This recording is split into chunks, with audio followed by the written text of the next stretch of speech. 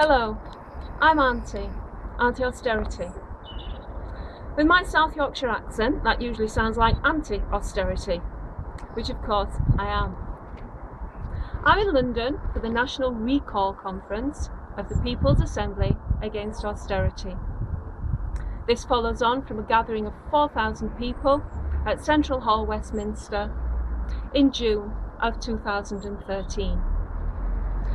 The People's Assembly Against Austerity aims to bring together all individuals, groups and organisations who want to see an end to the austerity cuts which are currently being imposed by the UK government, with devastating effects on the health, the well-being and the livelihoods of people across the UK, particularly those who are least able to defend themselves, the vulnerable and the needy.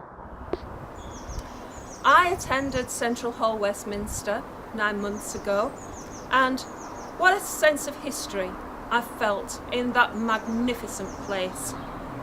Thinking, for example, that the suffragists met there as part of their great struggle for social justice. So when I came away, thinking about what I could do to give people the confidence to get involved in this campaign and to believe that they can make a difference, I took inspiration from the suffragists and dressed accordingly.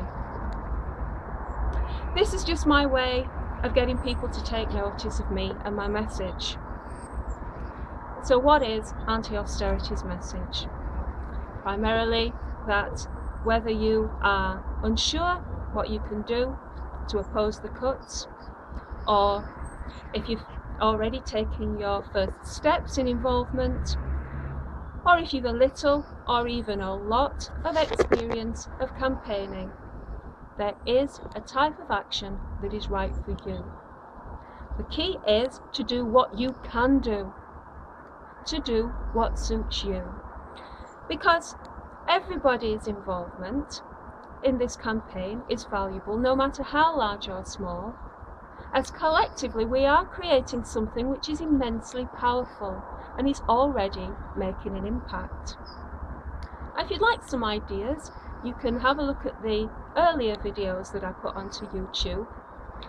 You just type in Aunty Austerity, Aunty with a Y at the end to match the Y at the end of austerity. Since that first assembly 9 months ago, well over 100 local groups have been formed. So you might like to find out where the nearest group is to you and see what they've been doing. Also, since that meeting 9 months ago, some people who are well known and well respected, who supported the aims of the People's Assembly, have sadly died. And today, tributes were made to them.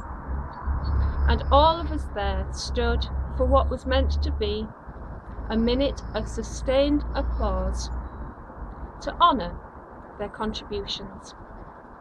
It turned out actually to last for a lot longer than a minute, but that was fitting. Now, the most recent of those losses was the great champion for peace and justice, Tony Benn, who passed away yesterday. He has inspired millions of people, and we inherit his legacy, part of which is the speech that he gave in Central Hall, Westminster in June 2013 for the first People's Assembly Against Austerity, and you can find that on YouTube. He also leaves behind a significant body of writing.